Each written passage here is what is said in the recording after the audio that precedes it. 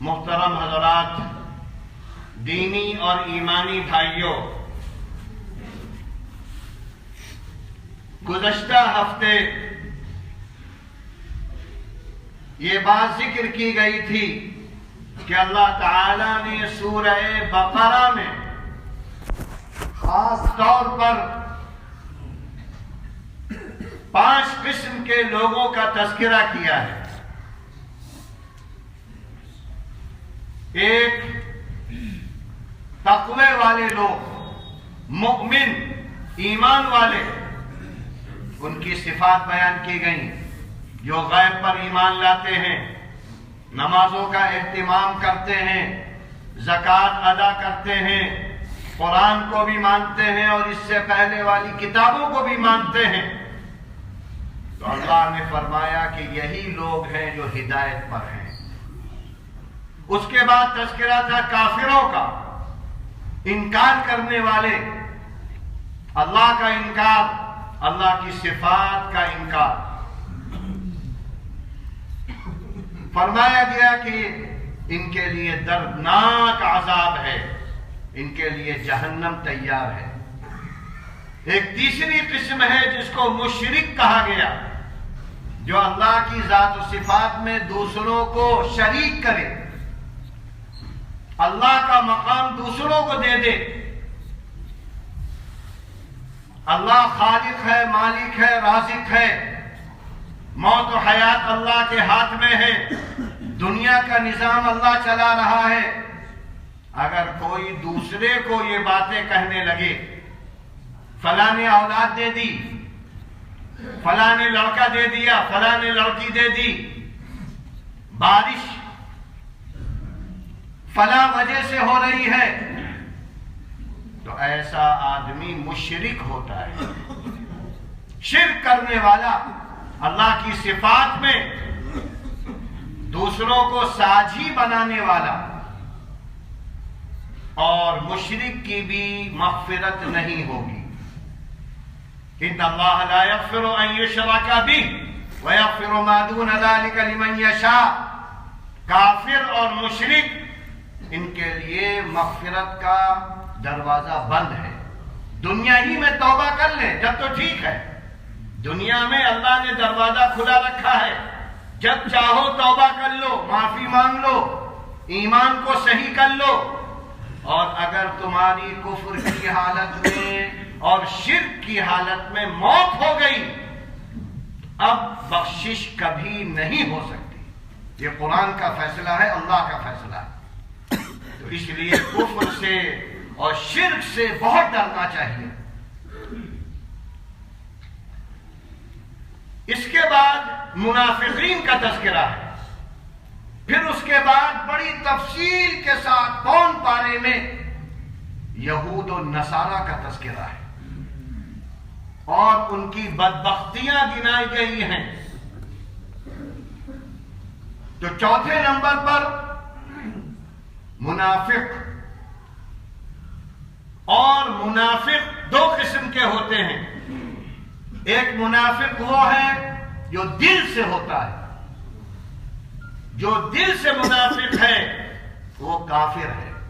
اللہ کے رسول صلی اللہ علیہ وسلم کے زمانے میں جو منافقین تھے، جن کی باقاعدہ تعداد اللہ نے نبی کو بتلائی تھی کہ یہ دل کے روگی ہیں، اور اللہ کے رسول نے وہ تعداد حضرت حذیفہ ابن الیمان کو بتلا دی تھی۔ اسی وجہ سے حضرت عمر فاروق یہ دیکھتے رہتے تھے کہ حذیفہ کس کی نماز جنازہ پڑھتے ہیں، کس کی نہیں پڑھتے۔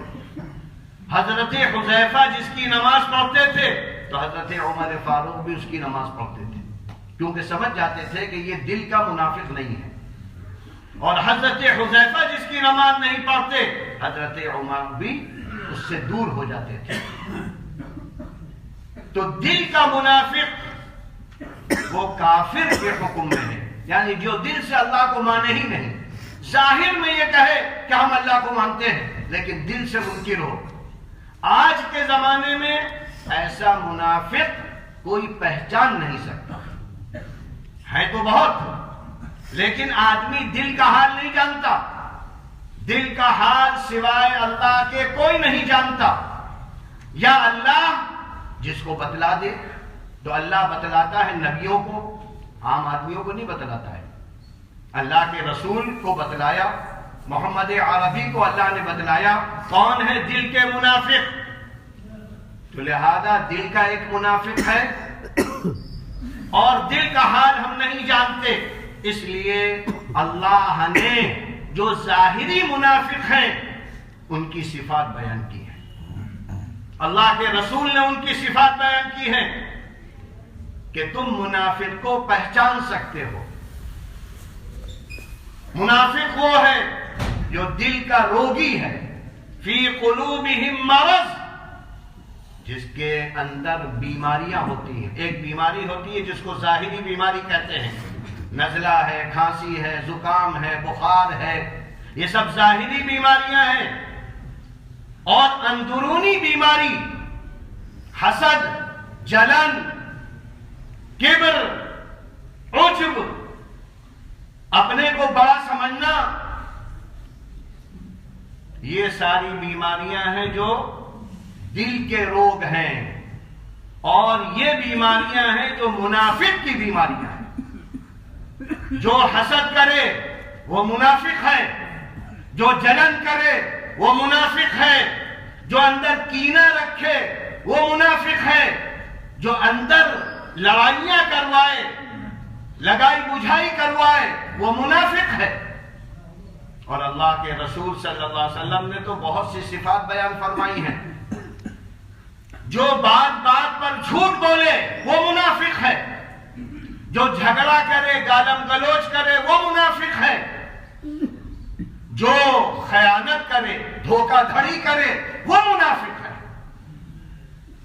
اور منافقین کے بارے میں اللہ نے فرمایا ان المنافقین فی الدرک الاسفل من النار. جو منافق ہیں ان کو سب سے زیادہ نچلے طبقے میں جہنم میں عذاب دیا جائے گا. اور یہ منافق سب سے زیادہ بدترین لوگ ہیں.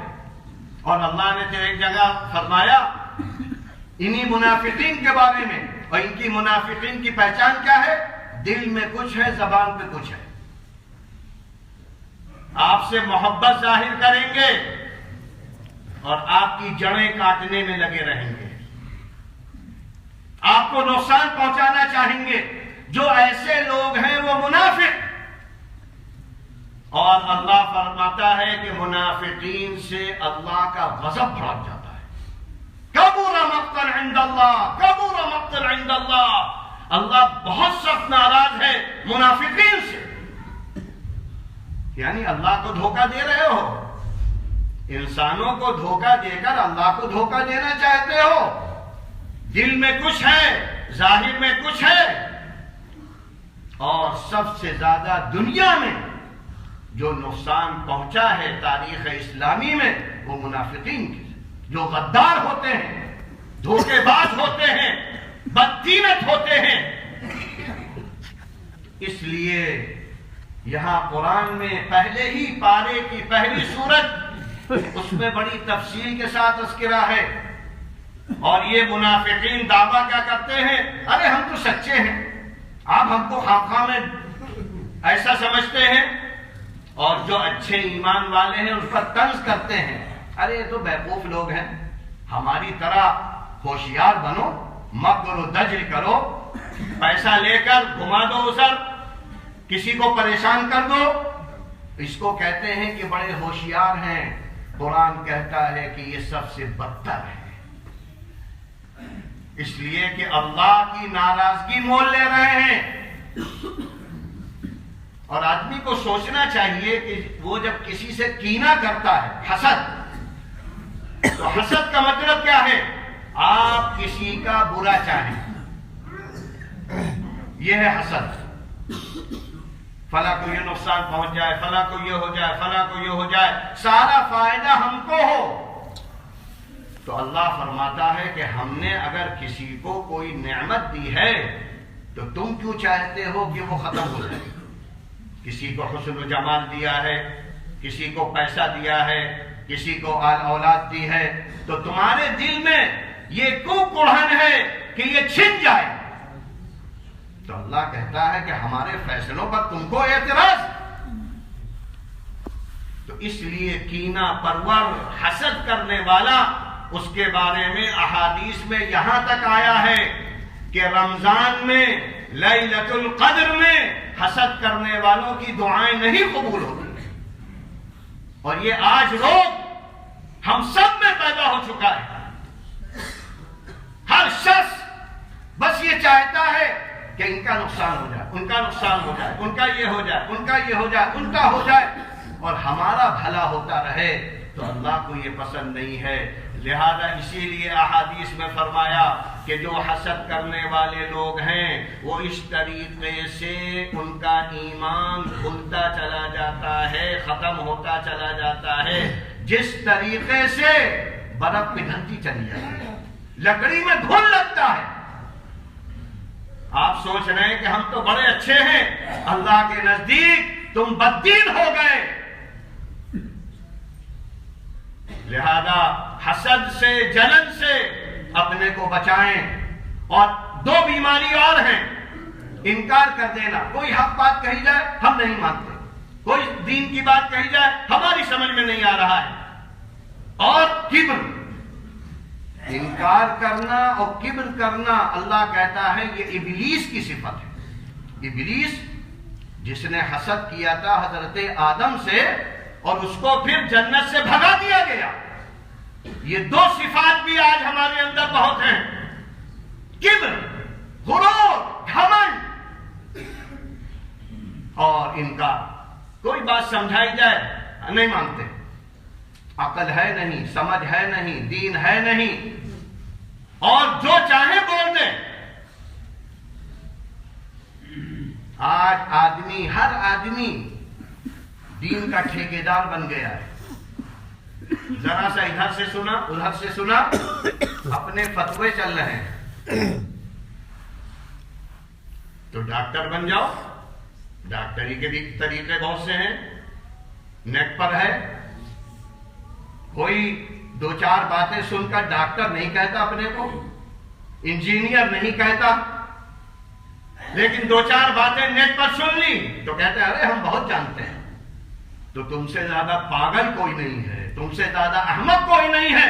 اسی لیے کہنے والے نے کہا نیم حکیم خطرہ جان، نیم ملا خطرہ ایمان۔ ادھورے مولوی بنو گے تو خود بھی جہنم میں جاؤ گے، دوسروں کو لے جاؤ گے، غلط ترجمانی کرو گے، غلط قرآن بتلاؤ گے، غلط احادیث بتلاؤ گے۔ ایک دو حدیثیں نہیں ہیں، لاکھوں حدیثیں ہیں۔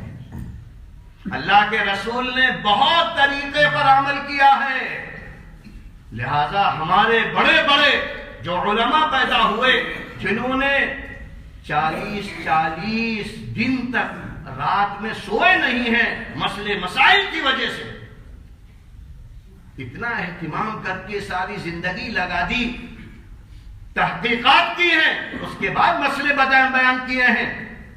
لہذا ہمارے من میں جو آیا ادھر سے لے لیا، ادھر سے لے لیا، ادھر سے لے لیا، اور اپنے کو کہا کہ ہم تو بہت بڑے بقرات ہیں۔ تو تم بقرات نہیں ہو، اپنے دین کا جنازہ نکالنے والے ہو، تم دین پر عمل کرنے والے نہیں ہو، خواہشات پر عمل کرنے والے ہو، جو دل کو اچھا لگا وہ مانتے ہو، تم دل کے غلام ہو۔